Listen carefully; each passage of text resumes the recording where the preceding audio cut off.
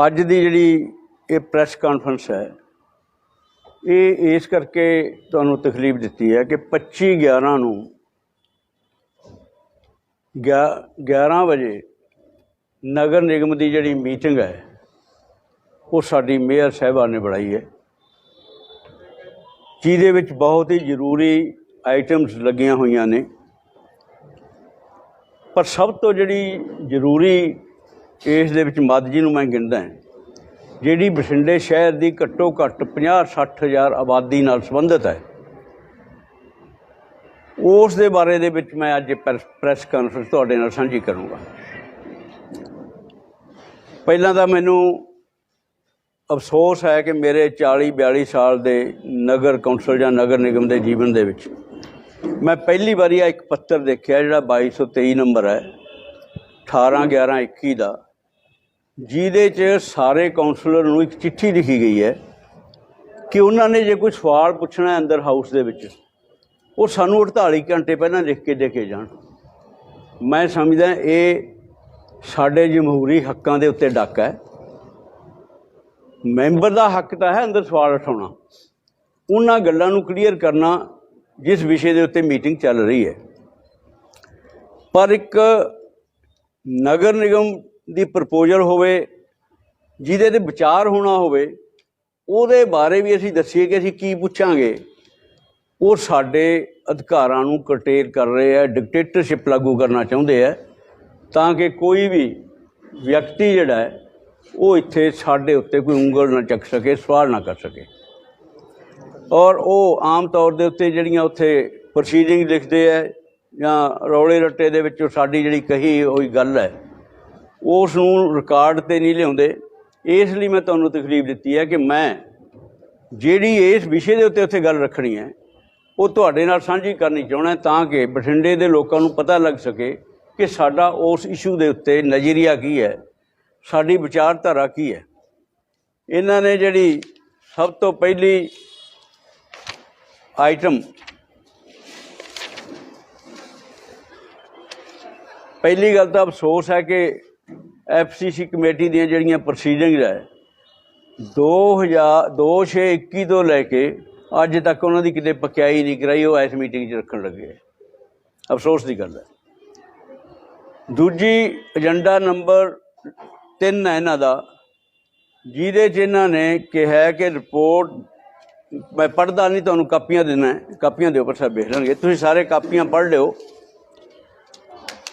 ਕਿ ਇਸ ਦੇ ਵਿੱਚ ਉਹਨਾਂ ਨੇ Punjab municipal and transfer of municipal property act ਦੇ ਤਹਿਤ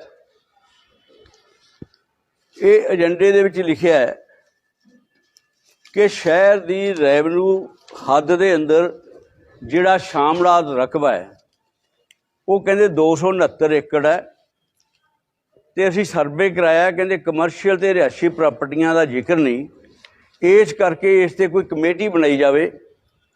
ਔਰ ਫਿਰ ਲੋਕਾਂ ਨੂੰ ਜਿਹੜਾ ਇੱਕ ਪਹਿਲਾ ਮਤਾ ਪਾਇਆ ਉਹ ਅਜੇ ਤੱਕ ਜਿਹੜਾ ਸਰਕਾਰ ਤੋਂ ਅਪਰੂਵ ਨਹੀਂ ਹੋਇਆ, ਉਸ ਦੀ ਕੀਮਤ ਫਿਕਸ ਕਰਕੇ ਲੋਕਾਂ ਨੂੰ ਮੁੱਲ ਦਿੱਤੀ ਜਾਵੇ ਕਲੈਕਟਰ ਰੇਟ 'ਤੇ, ਜਾਂ ਉਸ ਤੋਂ ਜੋ ਵੀ ਨਗਰ ਨਿਗਮ ਪਾਸ ਕਰਦੀ ਹੈ। ਮੈਂ ਦੱਸਣਾ ਚਾਹੁੰਦਾ ਤੁਹਾਨੂੰ ਸਾਰਾ ਇਸ ਮਾਮਲੇ ਦੇ ਬਾਰੇ ਦੇ ਵਿੱਚ ਕਿ 2010 ਦੇ ਵਿੱਚ ਇੱਕ ਲੈਟਰ ਉਸ ਸਮੇਂ ਦੇ ਕਮਿਸ਼ਨਰ ਕੇ ਯਾਦਵ ਨੇ ਇਹ ਕੱਢਿਆ, ਜਿਹਦਾ ਸਿਰਫ ਮੈਂ ਵਿਸ਼ਾ ਤੁਹਾਨੂੰ ਦੱਸ ਸਕਦਾ ਕਿ ਬਠਿੰਡਾ ਸ਼ਹਿਰ ਵਿੱਚ ਪਈ ਸ਼ਾਮਲਾਟ ਜਗ੍ਹਾ ਦਾ ਰੈਵਨਿਊ ਰਿਕਾਰਡ ਵਿੱਚ ਇੰਦਰਾਜ ਨਗਰ ਨਿਗਮ ਬਠਿੰਡਾ ਦੇ ਨਾਮਕਰਨ ਬਾਰੇ। ਮੈਂ ਤੁਹਾਨੂੰ ਦੱਸਣਾ ਚਾਹੁੰਦਾ ਸ਼ਾਮਲਾਟ ਦੋ ਤਰ੍ਹਾਂ ਦੀ ਹੁੰਦੀ ਹੈ, ਇੱਕ ਹੈ ਸ਼ਾਮਲਾਟ ਦੇ, ਦੂਜੀ ਹੈ ਪੱਤੀ ਸ਼ਾਮਲਾਟ। ਜਿਹੜੀ ਸ਼ਾਮਲਾਟ ਦੇ ਹੈ ਉਹ ਬਿਲਕੁਲ ਕਾਨੂੰਨ ਦੇ ਅਨੁਸਾਰ ਨਗਰ ਨਿਗਮਾਂ, ਨਗਰ ਕੌਂਸਲਾਂ ਜਾਂ ਪੰਚਾਇਤ ਉਸ ਦੀ ਮਾਲਕ ਹੁੰਦੀ ਹੈ। ਜਿਹੜੀ ਪੱਤੀ ਸ਼ਾਮਲਾਟ ਹੈ, ਪੱਤੀ ਸ਼ਾਮਲਾਟ ਉਸ ਸ਼ਹਿਰ ਦੇ ਜਿਹੜੇ ਮਾਲਕ ਨੇ ਜ਼ਮੀਨਾਂ ਦੇ, ਉਹਨਾਂ ਦੀ ਹਿੱਸੇਦਾਰੀ 'ਚੋਂ ਛੱਡੀ ਜਾਂਦੀ ਹੈ, ਔਰ ਉਹੀ ਪੱਤੀ ਵਾਲੇ ਹੀ ਉਸ ਦੇ ਮਾਲਕ ਹੁੰਦੇ ਨੇ। ਬਠਿੰਡੇ ਸ਼ਹਿਰ ਦੇ ਵਿੱਚ ਇਸ ਤਰ੍ਹਾਂ ਦੀ ਜਿਹੜੀ ਸ਼ਾਮਲਾਟ ਹੈ ਉਸ ਦੇ ਉੱਤੇ ਬਹੁਤ ਆਬਾਦੀ ਹੈ, ਘੱਟੋ ਘੱਟ 50-60 ਹਜ਼ਾਰ ਦੀ ਆਬਾਦੀ ਹੈ। ਔਰ ਇਹਨਾਂ ਨੇ ਸਿਰਫ ਉਸ ਚਿੱਠੀ ਦੇ ਰਾਹੀਂ ਇੱਕ ਹੋਰ ਚਿੱਠੀ ਜਾਰੀ ਕਰਕੇ, ਜਿਹਦਾ 26 ਅਗਸਤ 2010 ਨੂੰ ਕਿ ਬਠਿੰਡਾ ਸ਼ਹਿਰ ਵਿੱਚ ਪਈ ਸ਼ਾਮਲਾਟ ਜਗ੍ਹਾ ਦਾ ਰੈਵਨਿਊ ਰਿਕਾਰਡ ਵਿੱਚ ਨਾਮ ਇੰਦਰਾਜ ਨਗਰ ਨਿਗਮ ਦੇ ਨਾਮ ਕਰਨ ਬਾਰੇ, ਉਹ ਬਠਿੰਡੇ ਦੀ ਜਿੰਨੀ ਵੀ ਪੱਤੀ ਸ਼ਾਮਲਾਟ ਹੈ, ਜਿਹੜੀ ਤਕਰੀਬਨ 1288 ਬਿੱਗੇ 12 ਵਿਸਵੇ ਪੱਤੀ ਝੁੱਟੀ ਦੀ ਹੈ ਔਰ 1605 ਬਿੱਗੇ 4 ਵਿਸਵੇ ਪੱਤੀ ਮਹਿਣਾ ਦੀ ਹੈ, ਉਹ ਸਾਰੀ ਨਗਰ ਨਿਗਮ ਦੇ ਟ੍ਰਾਂਸਫਰ ਕਰਤੀ। ਔਰ ਸ਼ਾਮਲਾਟਾਂ ਦੇ ਉੱਤੇ ਮੈਂ ਤੁਹਾਨੂੰ ਦੱਸਣਾ ਚਾਹੁੰਦਾ, ਐਡੇ ਵੱਡੇ ਅਦਾਰੇ ਜਿਨ੍ਹਾਂ ਦਾ ਸ਼ਹਿਰ ਨੂੰ ਬਹੁਤ ਵੱਡਾ ਫਾਇਦਾ ਮਿਲਿਆ, ਵੱਡਾ ਨਾਂ ਹੈ, ਮਹਾਵੀਰਦਾਰ hospital, MSD school, DAV college, Khalsa school, Khalsa Diwan Shri Guru Singh Sabha, ਇਸ ਤਰ੍ਹਾਂ ਬਹੁਤ ਵੱਡੇ ਅਦਾਰੇ ਜਿਨ੍ਹਾਂ ਨੇ ਸਮਾਜ ਨੂੰ ਐਜੂਕੇਸ਼ਨ ਦੇ ਖੇਤਰ ਦੇ ਵਿੱਚ ਜਾਂ ਸਿਹਤ ਦੇ ਖੇਤਰ ਦੇ ਵਿੱਚ ਸਹਾਇਤਾ ਕੀਤੀ ਹੈ, ਉਹ ਇਹਦੇ ਉੱਤੇ ਚੱਲ ਰਹੇ ਨੇ।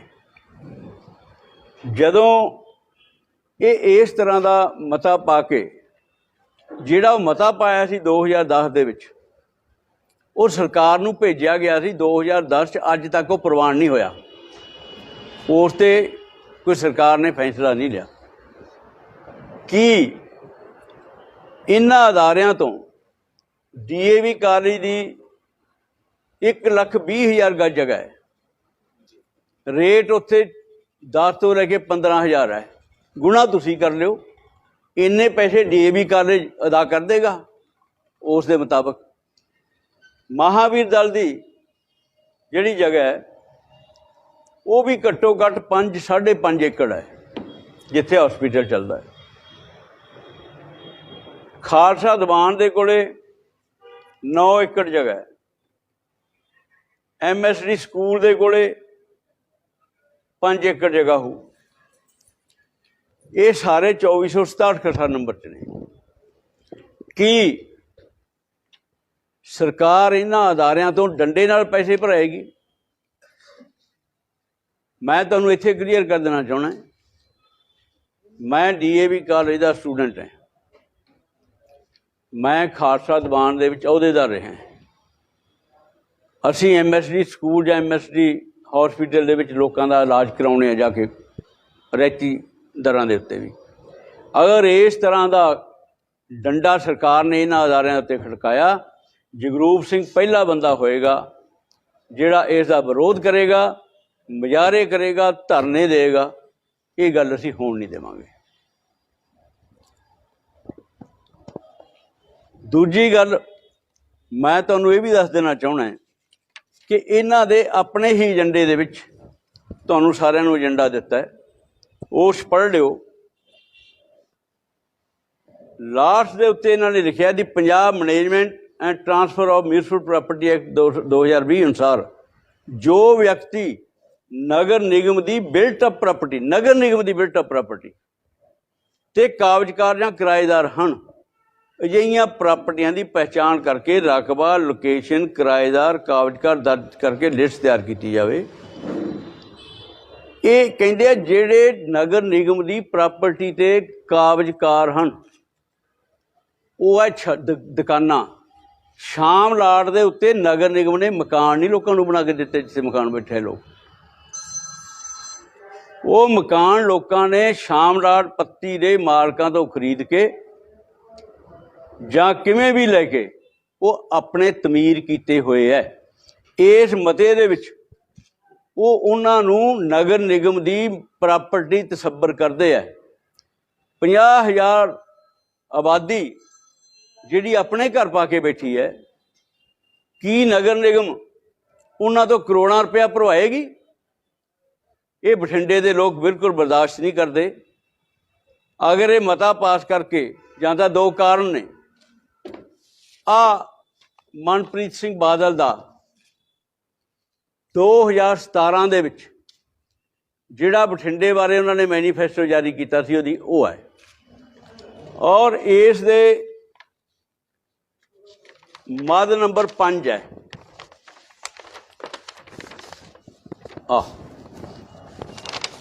ਇਹਦੇ 'ਚ ਇਹਨਾਂ ਨੇ ਲਿਖਿਆ ਸੀ ਸ਼ਾਮਲਾਟ ਦੀਆਂ ਜ਼ਮੀਨਾਂ 'ਤੇ ਜੋ ਮਕਾਨਾਂ ਦੀਆਂ ਉਸਾਰੀਆਂ ਹੋਈਆਂ ਹਨ ਉਹਨਾਂ ਦੀਆਂ ਸਰਕਾਰ ਵੱਲੋਂ ਰਜਿਸਟਰੀਆਂ ਕਰਵਾ ਕੇ ਮਾਲਕਾਨਾ ਹੱਕ ਦਿੱਤਾ ਜਾਵੇਗਾ। 1 ਮਹੀਨਾ ਸਰਕਾਰ ਦੁਆਰੇ ਚੋਣ ਹੋਣ 'ਚ ਰਹੇਗਾ, ਸਰਕਾਰ ਚਲੇ ਜਾਣ 'ਚ ਰਹੇਗਾ, ਕਿਉਂਕਿ ਸਰਕਾਰ ਨੇ ਰਹਿਣਾ ਨਹੀਂ।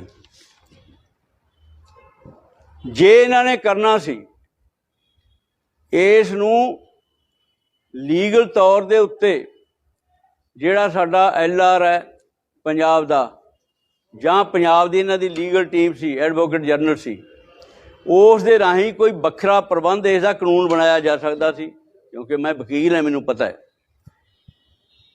ਉਸ ਦਾ ਕਾਨੂੰਨ ਬਣਾਉਂਦੇ ਇਹਨਾਂ ਲੋਕਾਂ ਨੂੰ ਉਸ ਦੀ ਮਾਲਕੀ ਦਿੰਦੇ, ਬਿਨਾਂ ਪੈਸਿਆਂ ਤੋਂ ਦਿੰਦੇ, ਕਿਉਂਕਿ ਆਲਰੇਡੀ ਮਾਲਕ ਨੇ। ਇਹ ਮਾਲਕਾਂ ਤੋਂ ਪਹਿਲਾਂ ਤਾਂ ਇੱਕ ਇਲੀਗਲ ਚਿੱਠੀ ਦੇ ਨਾਲ ਜਿਹੜੀ ਡਿਪਟੀ ਕਮਿਸ਼ਨ ਵੱਲੋਂ ਜਾਰੀ ਕਰਕੇ ਟਰਾਂਸਫਰ ਕੀਤੀ ਗਈ ਪ੍ਰਾਪਰਟੀ, ਲੋਕਾਂ ਦੀ ਮਾਲਕੀ ਇਲੀਗਲ ਆਪਣੇ ਨਾਂ ਕੀਤੀ ਨਗਰ ਨਿਗਮ ਨੇ। ਹੁਣ ਨਗਰ ਨਿਗਮ ਇੱਕ ਹੋਰ ਇਲੀਗਲ ਮਤਾ ਪਾ ਕੇ ਲੋਕਾਂ ਤੋਂ ਪੈਸੇ ਏਠਣਾ ਚਾਹੁੰਦੀ ਹੈ ਜਾਂ ਰਾਜਨੀਤਿਕ ਫਾਇਦਾ ਲੈਣਾ ਚਾਹੁੰਦੀ ਹੈ ਜਿਹੜੀ ਕਾਂਗਰਸ ਪਾਰਟੀ ਹੈ। ਮੈਂ ਇਹਨਾਂ ਨੂੰ ਪੁੱਛਣਾ ਚਾਹੁੰਦਾ,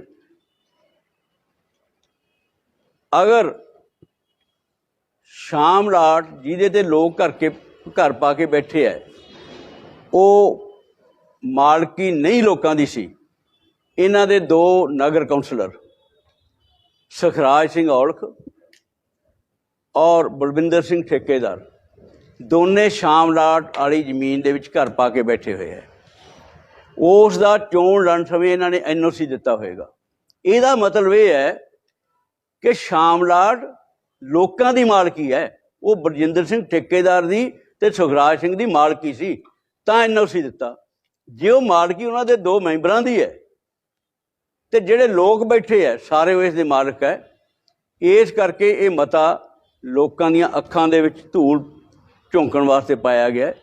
ਤੀਜਾ ਚਰਨਜੀਤ ਲਾਲ ਗਰਗ ਜਾਂ ਰਾਜਨ ਗਰਗ ਕਹਿ ਲਓ, ਚੇਅਰਮੈਨ ਨੇ ਪਲੈਨਿੰਗ ਬੋਰਡ ਦੇ, ਉਹਨਾਂ ਦੇ ਪਾਸ 2500 ਗਜ਼ ਜਗ੍ਹਾ ਹੈ। ਜੇ ਉਹਨਾਂ ਦੀ ਮਾਲਕੀ ਨੂੰ ਇਹ ਨਾ ਮੰਨਦੇ ਹੁੰਦੇ ਨੋਟਿਸ ਦੇ ਦਿੰਦੇ। ਧੋਬੀਆਣਾ ਰੋਡ ਨੂੰ ਜਦੋਂ ਅਸੀਂ ਜਾਂਦੇ ਹਾਂ ਕੱਚੀਆਂ ਨੂੰ, ਧੋਬੇ ਨੂੰ ਪਾਵਰ ਹਾਊਸ ਰੋਡ ਤੋਂ ਬੜੇ ਨਵੇਂ ਹਾਤੇ ਬਗੜੇ ਗਏ ਆ। ਇਹ ਗੱਲ ਮੈਂ ਤੁਹਾਡੇ 'ਤੇ ਛੱਡਦਾ, ਤੁਸੀਂ ਖੋਜੀ ਪੱਤਰਕਾਰ ਹੋ। ਕੀ ਉਹਨਾਂ ਨੂੰ ਨੋਟਿਸ ਦਿੱਤੇ ਗਏ? ਜੇ ਨੋਟਿਸ ਦਿੱਤੇ ਗਏ ਤਾਂ ਕੌਣ ਲੋਕ ਹੈ ਜਿਨ੍ਹਾਂ ਨੇ ਉਹਨਾਂ ਨੂੰ ਰੋਕਿਆ? ਇਹ ਜਿਹੇ ਮਤੇ ਪਾ ਕੇ ਸਿਰਫ ਉਹਨਾਂ ਜਗ੍ਹਾਵਾਂ ਦੇ ਪੈਸੇ ਭਰ ਕੇ ਇਹਨਾਂ ਲੋਕਾਂ ਕੋਲ ਕੋਈ ਪਿਛਲੀ ਰਜਿਸਟਰੀ ਨਹੀਂ, ਕੁਛ ਨਹੀਂ, ਉਸ ਦੇ ਮਾਲਕ ਬਣਨਾ ਚਾਹੁੰਦੇ ਹੈ। ਅਸਲ ਕਾਰਨ ਇਹ ਹੈ ਤਾਂ ਕਿ ਉਹ ਬੜੀ ਮਹਿੰਗੀ ਜਗ੍ਹਾ ਨੂੰ ਅਸੀਂ ਕੈਪਚਰ ਕਰ ਸਕੀਏ। ਇੱਕ ਗੱਲ ਮੈਂ ਹੋਰ ਤੁਹਾਡੇ ਖਾਸ ਤੌਰ 'ਤੇ ਧਿਆਨ 'ਚ ਲਿਆਉਣਾ ਚਾਹੁੰਦਾ। ਇੱਕ ਕੇਸ ਕਈ ਚੱਲਦੇ ਆ ਸ਼ਾਮਲਾਟ ਦੇ। ਮੈਂ ਜਦੋਂ ਇਹ ਮਤਾ ਪਾਇਆ ਸੀ ਉਹ ਵੀ ਤੁਹਾਡੇ ਧਿਆਨ 'ਚ ਲਿਆਉਣਾ ਕਿ ਮੈਂ ਉਸ ਸਮੇਂ ਵੀ ਇੱਕ ਡਿਸੈਂਟਿੰਗ ਨੋਟ ਲਿਖਾਇਆ ਸੀ ਇਹਨਾਂ ਨੂੰ। ਆਹ ਮਤਾ ਨੰਬਰ 79 ਹੈ 12/10/10 ਦਾ। ਮੇਰਾ ਕਿਉਂਕਿ ਸੱਤਾਧਾਰੀ ਨੇ ਪੂਰਾ ਨੋਟ ਨਹੀਂ ਲਿਖਿਆ ਜੋ ਮੈਂ ਲਿਖਾਇਆ ਸੀ, ਫਿਰ ਵੀ ਜਿੰਨਾ ਕੁ ਬਰੀਫ ਲਿਖਿਆ ਤੁਹਾਨੂੰ ਦੱਸ ਦੇਣਾ। ਕਹਿੰਦੇ ਜਗਰੂਪ ਸਿੰਘ ਗਿੱਲ ਨਗਰ ਕੌਂਸਲ ਨੇ ਕਿਹਾ ਕਿ ਉਹ ਨਗਰ ਨਿਗਮ ਦੀ ਪ੍ਰਪੋਜ਼ਲ ਨਾਲ ਸਹਿਮਤ ਨਹੀਂ ਹਨ। ਉਹਨਾਂ ਕਿਹਾ ਕਿ ਕੋਈ ਵੀ ਸ਼ਾਮਲਾਟ ਜਗ੍ਹਾ ਜਿਸ ਉੱਪਰ ਲੋਕਾਂ ਦਾ ਕਾਫੀ ਸਮੇਂ ਤੋਂ ਕਬਜ਼ਾ ਹੈ ਉਹ ਉਹਨਾਂ ਲੋਕਾਂ ਦੀ ਬਿਨਾਂ ਫੀਸ ਜਾਂ ਕੋਈ ਵੀ ਪੈਸਾ ਲਏ ਬਗੈਰ ਉਹਨਾਂ ਦੇ ਨਾਮ ਟਰਾਂਸਫਰ ਕਰ ਦਿੱਤੀਆਂ ਜਾਣੀਆਂ ਚਾਹੀਦੀਆਂ ਹਨ। ਮੇਰਾ 2010 'ਚ ਵੀ ਉਹੀ ਸਟੈਂਡ ਸੀ। ਜੇ ਉਹ ਕਹਿਣ ਵੀ ਮੈਂ ਅੱਜ ਰਾਜਨੀਤਿਕ ਤੌਰ 'ਤੇ ਕਹਿ ਰਿਹਾ, ਮੈਂ 2010 'ਚ ਵੀ ਲੋਕਾਂ ਦੇ ਹਿੱਤ 'ਚ ਗੱਲ ਕੀਤੀ ਸੀ। ਉਦੋਂ ਮੈਂ ਅਕਾਲੀ ਦਲ ਦੇ ਖਿਲਾਫ ਚੱਲ ਰਿਹਾ ਸੀ, ਕਾਂਗਰਸ ਦਾ ਉਦੋਂ ਮੈਂ ਹਿੱਸਾ ਸੀ। ਅੱਜ ਵੀ ਉਹੀ ਗੱਲ ਅੱਜ ਮੈਂ ਕਹਿ ਰਿਹਾ। ਇਹਨਾਂ ਨੇ ਜਿਹੜੀ ਚਿੱਠੀ ਲਿਖੀ ਹੈ ਡਿਪਟੀ ਕਮਿਸ਼ਨ ਨੇ, ਉਹ ਇਕੱਲੀ ਲਿਖਤੀ ਸ਼ਾਮਲਾਟ ਜਗ੍ਹਾ ਦਾ ਰੈਵਨਿਊ ਰਿਕਾਰਡ। ਉਹਨਾਂ ਨੇ ਜਿਹੜੀ ਟਰਾਂਸਫਰ ਕਰਨੀ ਸੀ ਉਹਦੇ 'ਚ ਇਹ ਨਹੀਂ ਲਿਖਿਆ ਕਿ ਸ਼ਾਮਲਾਟ ਦੇਹ ਦੀ ਕਰਨੀ ਹੈ ਜਾਂ ਸ਼ਾਮਲਾਟ ਪੱਤੀ ਦੀ ਕਰਨੀ ਹੈ, ਕਿਉਂਕਿ ਸ਼ਾਮਲਾਟ ਪੱਤੀ ਦੀ ਹੋ ਹੀ ਨਹੀਂ ਸਕਦੀ ਸੀ। ਇਸ ਕਰਕੇ ਗੋਲ ਚਿੱਠੀ ਲਿਖ ਕੇ सारी शामलाट ट्रांसफर कर दी गई इलीगल। बठिंडे दे विच शामलाट दे है जिहड़ी सिर्फ 11 विगे 5 विस्बे है। और ਜਿਹੜੀਆਂ आबादियां बसियां ने मैं तुहानूं गिना दिना। प्रताप नगर है, जिथे स्टार्ट हुंदा प्रताप नगर शामलाट है। बीबी वाला रोड तो सज्जे सारा चले जाओ डेफ्थ तक, कुछ डेफ्थ तक सारा शामलाट है। परिंदा रोड ते शामलाट है। खब्बे हथ जिहड़ी टोए है जिथे DAV कॉलेज है, सारी शामलाट है। इस तरह परशुराम नगर दे विच 8-9 विगे शामलाट है। की ये उत्थों लोगों को उजाड़नगे?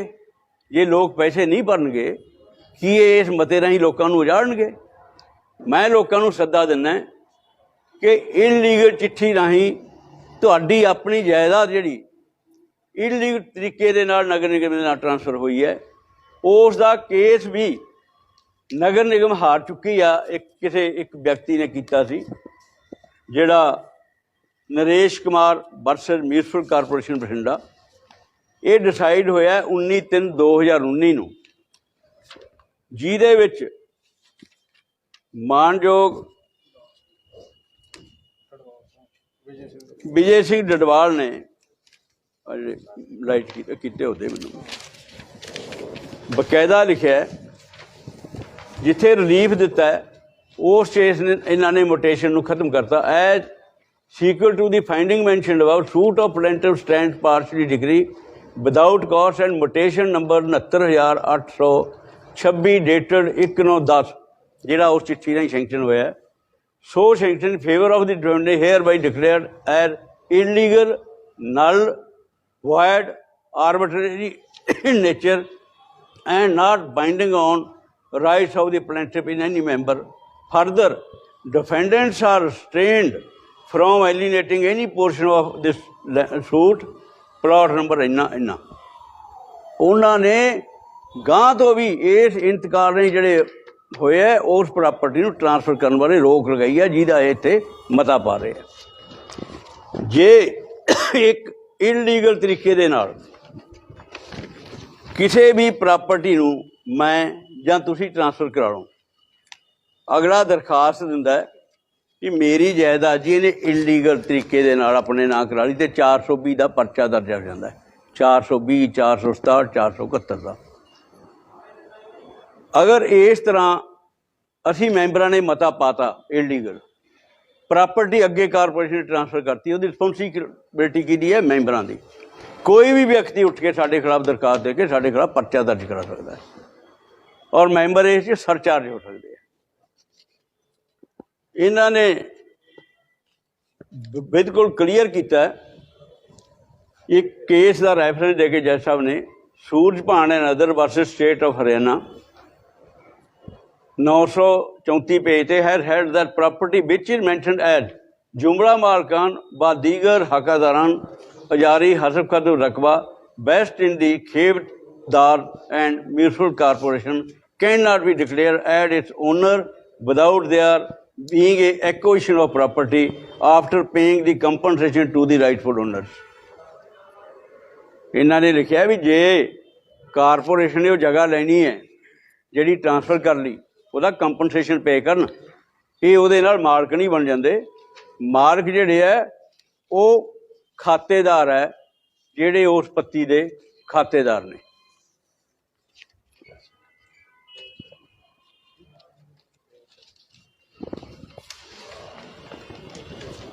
मतलब एक कंप्लीटली यू टर्न हो गया सर। बिल्कुल एजेंडा जा रही है। बिल्कुल बिल्कुल। How the corporation can do that sir? इस तरह क्यों किया जा रहा है जो उन्होंने एक रियलिटीज दा पता है या इंटरप्रिटेशन अपने हिसाब नाल इंटरप्रिटेशन अपने हिसाब नाल करदे आ। वो कहंदे आ भी जिहड़ी बेस्ट हो गई प्रॉपर्टी एक्ट 2020 जिहड़ा इन्होंने बनाया क्लीयर आप लिखते हो कि नगर निगम की बिल्ट अप प्रॉपर्टी ਜਿਹੜੇ घर आ नगर निगम के नहीं लोगों के आओ तो काबजकार या किराएदार ਜਿਹੜੀਆਂ दुकाना उन्होंने की गल करते हैं। अजिहियां प्रॉपर्टियां की पहचान करके रकबा लोकेशन किराएदार काबजकार दर्ज करके लिस्ट तैयार की जाए तो इन्हों डिस्पोज ऑफ करने लई हाउस परसों प्रवानगी लैके मता अमल च लियाउण लई रिपोर्ट विचार हित पेश है। ਜਿਹੜੇ ਲੋਕਾਂ ਨੇ ਘਰ ਪਾਏ ਹੈ ਉਹ ਲੋਕ ਕਾਰਪੋਰੇਸ਼ਨ ਦਾ ਬਿਡ ਨਹੀਂ ਕਰਕੇ ਦਿੱਤੇ, ਉਹ ਲੋਕਾਂ ਦੇ ਘਰ ਹੈ। ਉਹਨਾਂ ਨੇ ਸ਼ਾਮਲਾਟ ਮੁੱਲ ਲਈ, ਪੱਤੀ ਸ਼ਾਮਲਾਟ ਸੀ, ਔਰ ਉਸ ਨੂੰ ਉਹਨਾਂ ਨੇ ਪੂੜਾ ਦੇ ਕੇਸ ਚੱਲੇ ਸੀ ਸ਼ਾਮਲਾਟ ਦੇ, ਉਹ ਵੀ ਉਲਟ ਹੋਏ। ਪੂੜਾ ਨੇ ਜਦੋਂ ਐਕੁਇਜ਼ੀਸ਼ਨ ਕੀਤੀ ਉੱਥੇ ਵੀ ਮਹਿਣਾ ਪੱਤੀ ਦੇ ਆਤਮਾ ਸਿੰਘ ਨੇ ਕੇਸ ਕੀਤਾ ਸੀ, ਔਰ ਮੈਨੂੰ ਹੁਣ ਕਿਉਂਕਿ ਜੱਜਮੈਂਟ ਮੇਰੇ ਕੋਲ ਨਹੀਂ ਸੀ, ਮੈਂ ਇਸ ਕਰਕੇ ਕੋਡ ਨਹੀਂ ਕਰਦਾ। ਉਸ ਦੇ ਵਿੱਚ ਉਹਨਾਂ ਨੇ ਕਿਹਾ ਸੀ ਵੀ ਇੰਨੇ ਹਿੱਸੇ ਆਉਂਦੇ ਹੈ, ਔਰ ਉਹ ਪੈਸਿਆਂ ਦੀ ਵੰਡ ਉਹਨਾਂ ਨੂੰ ਉਹਨੇ ਹਿੱਸਿਆਂ ਮੁਤਾਬਕ ਕੀਤੀ ਸੀ। ਮਤਲਬ ਪੂਡਾ ਵੀ ਇਹ ਕੇਸ ਸਾਰੀ ਹੋਈ ਹੈ? ਹਾਂ, ਨਹੀਂ ਕੁਛ ਹਿੱਸਾ। ਮੈਂ ਇਹ ਬੇਨਤੀ ਤੁਹਾਨੂੰ ਕਰਨ ਵਾਸਤੇ ਲੋਕਾਂ ਦੇ ਵਿੱਚ ਜਾਂ ਬਠਿੰਡੇ ਦੇ ਲੋਕਾਂ ਨੂੰ ਦੱਸਣਾ ਚਾਹੁੰਦਾ ਕਿ ਇਸ ਤਰ੍ਹਾਂ ਦੇ ਮਤੇ ਨਾਲ, ਜਿਹੜਾ ਮਤਾ ਪਾ ਕੇ ਕਾਰਪੋਰੇਸ਼ਨ ਆਲਰੇਡੀ ਹਾਰ ਚੁੱਕੀ ਹੈ ਕੇਸ, ਉਹਦੀ ਮਾਲਕੀ ਨਹੀਂ ਰਹੀ, ਉਸ ਨੂੰ ਇਹ ਮਤਾ ਪਾ ਕੇ ਅਗਰ ਲੋਕਾਂ ਤੋਂ ਭਰਾਉਣਗੇ, ਇੱਕ ਨਵੀਂ ਲਿਟੀਗੇਸ਼ਨ ਲੋਕਾਂ ਨੂੰ ਹੋਰ ਪੈਦਾ ਕਰਕੇ ਦੇਣਗੇ। ਮੰਨ ਲਓ ਕਿਸੇ ਅਣਜਾਣ ਬੰਦੇ ਨੇ ਪੈਸੇ ਭਰਤੇ, ਕੇਸ ਇਹਦੇ ਉਲਟ ਹੋ ਗਏ, ਤਾਂ ਕੀ ਕਾਰਪੋਰੇਸ਼ਨ ਨੂੰ ਪੈਸੇ ਵਾਪਸ ਕਰੂ? ਸਰਕਾਰ ਦੇ ਖਜ਼ਾਨੇ 'ਚ ਤਾਂ 2 ਰੁਪਏ ਦਿੱਤੇ ਵਾਪਸ ਨਹੀਂ ਆਉਂਦੇ। ਇਸ ਲਈ ਮੈਂ ਤਾਂ ਤੁਹਾਡੇ ਰਾਹੀਂ ਸ਼ਹਿਰੀਆਂ ਨੂੰ ਔਰ ਬਠਿੰਡੇ ਦੇ ਸਾਰੇ ਜਿਹੜੇ ਪੱਤੀ ਦੇ ਮਾਲਕਾਨ ਨੇ, ਪੱਤੀ ਮਹਿਣਾ ਦੇ, ਪੱਤੀ ਝੁੱਟੀ ਦੇ, ਕੁਛ ਅਜਿਹੇ ਜ਼ਿਮੀਂਦਾਰ ਹੈ ਜਿਹੜੇ ਖੇਤੀ ਕਰ ਰਹੇ ਆ ਪੁਸ਼ ਦਰ ਪੁਸ਼ 2-2, 3-3 ਸਾਲ ਤੋਂ, ਉਹਨਾਂ ਦੀ ਉਹ ਮਾਲਕੀ ਹੈ ਜ਼ਮੀਨ। ਔਰ ਮਹਿਣਾ ਪੱਤੀ ਦੇ ਵਿੱਚ ਇੱਥੇ ਰਾਜਪੂਤ ਪਰਿਵਾਰ ਸੀ, ਠਾਕਰ ਪਰਿਵਾਰ ਮਹਿਣਾ ਚੌਂਕ ਰਹਿੰਦੇ, ਉਹ ਮਾਲਕ ਸੀ। ਉਹ ਮਾਲਕ ਨੇ ਜੇ ਕਾਰਪੋਰੇਸ਼ਨ ਲੈਣੀ ਹੈ ਉਹਨਾਂ ਨੂੰ ਪੈਸੇ ਦੇਵੇ, ਐਕੁਇਜ਼ੀਸ਼ਨ ਕਰੇ, ਫਿਰ ਇਹ ਜਗ੍ਹਾਵਾਂ ਲਵੇ, ਫਿਰ ਜਿੱਥੇ ਮਰਜ਼ੀ ਵਰਤੇ ਆਪਦੀ ਮਾਲਕੀ ਬਣਾ ਕੇ। ਇਹ ਇਲੀਗਲ ਮਾਲਕੀ ਨੂੰ ਅੱਗੇ ਟਰਾਂਸਫਰ ਨਹੀਂ ਕਰਨਾ ਚਾਹੀਦਾ, ਕਿਉਂਕਿ ਕੋਰਟ ਦੇ ਵਿੱਚੋਂ ਬਕਾਇਦਾ ਮੈਂ ਤੁਹਾਨੂੰ ਦੱਸਿਆ ਜਿਹੜੀ ਜੱਜਮੈਂਟ ਹੈ ਕੇਸ ਦੇ ਵਿੱਚ ਰਿਸਟੇਨ ਕੀਤਾ ਹੋਇਆ ਉਹਨਾਂ ਨੂੰ। ਇੰਨੀ ਬੇਨਤੀ ਤੁਹਾਨੂੰ ਕਰਨੀ ਸੀ ਤਾਂ ਕਿ ਮੈਂ ਜਿਹੜਾ ਆਪਦਾ ਸੁਨੇਹਾ ਤੁਹਾਡੇ ਰਾਹੀਂ ਸਾਡਾ ਨਜ਼ਰੀਆ ਲੋਕਾਂ ਤੱਕ ਪਹੁੰਚਾ ਸਕੀਏ, ਕਿਉਂਕਿ ਕਾਰਪੋਰੇਸ਼ਨ ਦੀਆਂ ਮੀਟਿੰਗਾਂ ਦੇ ਵਿੱਚ ਅਸੀਂ ਜੇ ਕੁਛ ਲਿਖਾਉਣੇ ਵੀ ਹੈ ਉਸ ਨੂੰ ਦਰਜ ਨਹੀਂ ਕੀਤਾ ਜਾਂਦਾ। ਉਸ ਸਮੇਂ ਅਕਾਲੀ ਗੌਰਮੈਂਟ ਨੇ ਆ ਜਿਹੜਾ ਮੈਂ ਲਿਖਾਇਆ ਸੀ, ਉਦੋਂ ਵੀ ਮੈਂ ਇਹਨਾਂ ਨੂੰ ਕਿਹਾ ਸੀ, ਅੱਜ ਵੀ ਕਹਿਣਾ, ਕੋਈ ਵੀ property by way of gift, by way of registered sale deed, by way of mortgage deed, by way of decree, by way of bill transfer ਕੀਤੀ ਜਾ ਸਕਦੀ ਹੈ। ਜੇ ਉਹ ਸਮਝਦੇ ਹੈ ਵੀ ਆ ਇੱਕ ਚਿੱਠੀ ਨਾਲ ਪ੍ਰਾਪਰਟੀ ਟਰਾਂਸਫਰ ਕੀਤੀ ਜਾ ਸਕਦੀ ਹੈ, ਫਿਰ ਆ ਮਨਪ੍ਰੀਤ ਸਿੰਘ ਬਾਦਲ ਜੀ ਨੇ ਜਿਹੜਾ ਲਿਖਿਆ ਸੀ ਅਸੀਂ ਇਹਨਾਂ ਨਾਲ ਟਰਾਂਸਫਰ ਕਰ ਦਿਆਂਗੇ, ਇਹ ਤਾਂ ਕੰਮ ਹੀ ਬੜਾ ਸੌਖਾ ਹੈ, ਮਤਾ ਨਹੀਂ ਪਾਉਣ ਦੀ ਲੋੜ, DC ਤੋਂ ਹੀ ਚਿੱਠੀ ਲਿਖਾਉਣ, ਲੋਕਾਂ ਦੀ ਮਾਲਕੀ ਬਣਾ ਦੇਣ, ਕੰਮ ਹੀ ਕੋਈ ਨਹੀਂ। ਜੇ ਕਾਰਪੋਰੇਸ਼ਨ ਦੇ ਨਾਂ ਇੱਕ ਚਿੱਠੀ ਨਾਲ ਪ੍ਰਾਪਰਟੀ ਟਰਾਂਸਫਰ ਕੀਤੀ ਜਾ ਸਕਦੀ ਹੈ ਅਤੇ ਲੋਕਾਂ ਦੇ ਨਾਲ ਟਰਾਂਸਫਰ ਕਰਨ ਨਾਲੇ ਇਹਨਾਂ ਦਾ ਵਾਅਦਾ 5 ਨੰਬਰ 'ਤੇ ਇੱਕ DC ਤੋਂ ਚਿੱਠੀ ਲਿਖਾਉਣ ਵੀ ਆਹ ਪ੍ਰਾਪਰਟੀ ਹੈ, ਸ਼ਾਮਲਾਟ ਹੈ, ਅਸੀਂ ਕੇਸ ਹਾਰ ਗਏ, ਜਿਹੜੀ ਅਪੀਲ ਇਹਨਾਂ ਨੇ ਕੀਤੀ ਹੈ ਉਸ ਕੇਸ ਉਹਨੂੰ ਵਾਪਸ ਕਰ ਲੈਣ, ਜਿਹੜੀ ਸਥਿਤੀ ਹੈ ਮੁੜ ਕੇ ਉੱਥੇ ਆ ਜਾਏਗੀ ਜਿੱਥੇ ਪਹਿਲਾਂ ਸੀ। ਜਿਹੜਾ ਕੇਸ ਆ ਰਿਹਾ ਉਹਦੀ ਅਪੀਲ 'ਚ ਗਏ ਹੈ, ਅਪੀਲ ਵਾਪਸ ਕਰ ਲੈਣ, ਸਭ ਕੁਝ ਠੀਕ ਹੋ ਗਿਆ। ਇਸ ਤਰ੍ਹਾਂ ਦੀ ਚਿੱਠੀ ਜਾਰੀ ਕਰਾ ਦੇਣ ਜਿਹੜੀ ਡੀ ਸਾਹਿਬ ਤੋਂ ਕਰਾਈ ਹੈ, ਲੋਕਾਂ ਨੂੰ ਰੱਦ ਕਰ ਦੇਣ ਜੇ ਸਹੀ ਹੈ ਤਾਂ। ਹਾਂਜੀ ਹਾਂਜੀ ਹਾਂਜੀ, ਉਹ ਅਪੀਲ ਕੀਤੀ ਹੈ, ਅਪੀਲ ਕੀਤੀ ਹੈ, ਹਾਂ, ਮੇ ਬੀ ਕਿਉਂਕਿ ਜਦੋਂ ਅਪੀਲ ਕੀਤੀ ਵੀ ਹੋਵੇ, ਜੇ ਅਪੀਲ ਕੀਤੀ ਉਹਨੂੰ ਵਾਪਸ ਲੈ ਲੈਣ। ਮਤਾ ਤਾਂ ਇਹ ਚਾਹੀਦਾ ਸੀ ਅਸੀਂ ਅਪੀਲ ਵਾਪਸ ਲੈਂਦੇ ਹਾਂ, ਜਦੋਂ ਅਪੀਲ ਵਾਪਸ ਲੈ ਲੈਂਦੇ ਮੁਟੇਸ਼ਨ ਖਤਮ ਹੋ ਗਿਆ, ਲੋਕ ਆਪੋ ਆਪ ਹੀ ਮਾਲਕ ਸੀ। ਇਹੋ ਜਿਹੀ ਇੱਕ ਚਿੱਠੀ ਕੱਢਦੇ, ਲੋਕਾਂ ਨੂੰ ਮਾਲਕ ਬਣਾ ਦਿੰਦੇ। ਇਹ ਲੋਕਾਂ ਨੂੰ ਹਨੇਰੇ 'ਚ ਰੱਖ ਕੇ ਉਹਨਾਂ ਨੂੰ ਆਪਦੇ ਹਿੱਤਾਂ ਦੇ ਲਈ ਜਿਹੜੀ 2022 ਦੀ ਚੋਣ ਹੈ ਉਸ ਲਈ ਵਰਤਣ ਵਾਸਤੇ ਇਹ ਜਿਹੜੇ ਮਤਾ ਲਿਆਂਦਾ ਜਾ ਰਿਹਾ। ਅਸੀਂ ਇਸ ਗੱਲ ਦੇ ਹੱਕ 'ਚ ਹੈ ਕਿ ਲੋਕਾਂ ਦੀ ਸ਼ਾਮਲਾਟ ਹੈ, ਲੋਕਾਂ ਦੀ ਮਾਲਕੀ ਹੈ, ਪੱਤੀ ਸ਼ਾਮਲਾਟ ਹੈ, ਲੋਕਾਂ ਨੂੰ ਦਿੱਤੀ ਜਾਵੇ, ਕੋਈ ਉਹਨਾਂ ਤੋਂ ਪੈਸਾ ਨਹੀਂ ਭਰਾਇਆ ਜਾਣਾ ਚਾਹੀਦਾ। ਪੱਤੀ ਦੇ ਬਹੁਤ ਥੋੜੀ ਹੈ, ਦੇ ਤਾਂ ਥੋੜੀ ਸਾਰੀ 11 ਵਿਗੇ 5 ਵਿਸਵੇ, ਬਾਕੀ ਸਾਰੀ ਪੱਤੀ ਹੈ। ਦੇ ਦੀ ਤਾਂ 11 ਵਿਗੇ ਕੁਛ ਵਿਸਵੇ ਹੈ, ਪੱਤੀ ਹੈਗੀ ਸਮਝ ਲਓ ਵੀ ਜਿਹੜੀ ਝੁੱਠੀ ਪੱਤੀ ਹੈ 1288 ਵਿਗੇ 12 ਵਿਸਵੇ ਹੈ, ਪੱਤੀ ਮਹਿਣਾ 1605 ਵਿਗੇ 4 ਵਿਸਵੇ ਹੈ। ਸਾਰੀ 11 ਹੀ ਹੈ, ਮਤਲਬ they are the honours of just 11 ਵਿਗੇ 6 ਵਿਸਵੇ। ਕੌਣ? ਕਾਰਪੋਰੇਸ਼ਨ। ਹਾਂ, ਬਸ ਉਹਦੇ ਉਹ ਵੀ ਸ਼ਹਿਰ ਦੇ ਵਿੱਚ ਹੈ, ਕਿਤੇ ਇੰਨਾ 'ਚ ਤਾਂ ਹੈ ਹੀ ਨਹੀਂ ਇਸ ਤਾਂ ਨਾ। ਵਟ ਯੂ ਸਟੈਂਡ ਸਰ ਫਿਰ ਤੁਹਾਡਾ ਬੀਇੰਗ ਆਪ ਦਾ ਹੁਣ ਕੀ ਸਟੈਂਡ ਰਹੇਗਾ? ਪਰਸੋਂ ਇਸ ਤੇ ਡਿਸਕਸ਼ਨ ਹੋ ਰਹੀ ਹੈ। ਆਹੀ ਸਟੈਂਡ ਰੂ ਜੋ ਮੈਂ ਇੱਥੇ ਪ੍ਰੈਸ ਕਾਨਫਰੰਸ ਕੀਤੀ ਹੈ। ਅਸੀਂ ਕਹਾਂਗੇ ਜਿਹੜਾ ਕੇਸ ਵਾਪਸ ਲਓ, ਲੋਕਾਂ ਨੂੰ ਜੋ ਉਹਨਾਂ ਦੀ ਮਾਲਕੀ ਹੈ ਇਹ ਤੁਹਾਡੇ ਜੱਦ 'ਚ ਹੀ ਨਹੀਂ ਆਉਂਦੀ। ਇਸ ਐਕਟ ਦੇ ਮੁਤਾਬਕ ਵੀ ਜਿਹੜਾ ਤੁਸੀਂ ਦੱਸੀ ਜਾਂਦੇ ਹੋ, ਇਸ ਦੇ ਮੁਤਾਬਕ ਵੀ ਜਿਹੜੀ ਇਕੱਲੀਆਂ ਦੁਕਾਨਾਂ ਜਿਹੜੀਆਂ ਹੈਗੀਆਂ ਪਹਿਲਾਂ ਤੁਹਾਡੀਆਂ ਮਾਲਕੀ ਬਿਲਟ ਅਪ ਕੀਤੀਆਂ ਉਹ ਵੇਚ ਸਕਦੇ ਹੋ। ਅਦਰਵਾਈਜ਼ ਦੂਜੇ ਲੋਕਾਂ ਦੇ ਘਰ ਪਾਏ ਹੈ ਉਸ 'ਤੇ ਕਾਰਪੋਰੇਸ਼ਨ ਦਾ ਕੋਈ ਅਧਿਕਾਰ ਨਹੀਂ। ਦੁਕਾਨਾਂ ਦੀ ਵੀ ਕਈਆਂ ਦੀ ਲਿਟੀਗੇਸ਼ਨ ਚੱਲਦੀ ਹੈ। ਇੰਟਰਪ੍ਰੀਟੇਸ਼ਨ ਇਸ ਤਰ੍ਹਾਂ ਕਿਉਂ ਕੀਤੀ ਜਾ ਰਹੀ ਹੈ ਸਰ, ਜਦੋਂ ਉਹਦੇ 'ਚ ਬੜਾ ਕਲੀਅਰਲੀ ਪੜ੍ਹ ਰਹੇ ਉਹ ਦੱਸਦਾ ਦਿੱਤਾ ਤੁਹਾਨੂੰ ਵੀ ਉਹ ਮਤਾ ਪਾ ਕੇ ਦਵਾ ਦਵ ਜਿੱਥੇ ਜਿੱਥੇ ਇਹਨਾਂ ਦੇ ਇੰਟਰਸਟ ਹੈ ਪੈਸੇ ਭਰ ਕੇ ਆਪਦੀ ਮਾਲਕੀ ਬਣਾਉਣ ਦੀ ਕੋਸ਼ਿਸ਼ ਕਰਨਗੇ, ਜੋ ਜਿਹੜੇ ਵੀ ਬੰਦੇ ਹੈਗੇ ਉੱਥੇ। ਮਤਲਬ ਇਹ ਸੋਲੇ ਦਾ ਟਾਰਗੇਟ ਹੈ। ਬੰਦੇ ਜਿਹੜੇ ਹੈਗੇ ਉਹ ਹੁਣ ਤੁਸੀਂ ਲੱਭੋ, ਜੇ ਕਿਤੇ ਸਾਡੇ ਕੋਲੇ ਸਰਕਾਰ ਆ ਗਈ ਫਿਰ ਪੁਲਿਸ ਲੱਭੂ। ਤੁਸੀਂ ਇੰਨੇ ਖੁਫੀਆ ਜਾਣਕਾਰੀ ਰੱਖੀ ਹੈ, ਬੰਦੇ ਵੀ ਦੱਸ ਹੀ ਦਿਓ। ਨਹੀਂ, ਉਹ ਮੈਂ ਤੁਹਾਨੂੰ ਦੱਸਦਾ ਵੀ ਹੁਣ ਤੁਸੀਂ ਫੌਜੀ ਪੱਤਰਕਾਰ ਹੋ, ਜਾਂ ਤੁਸੀਂ ਲੱਭੋ, ਜੇ ਸਾਡੀ ਸਰਕਾਰ ਆ ਗਈ ਫਿਰ ਪੁਲਿਸ ਲੱਭੂ।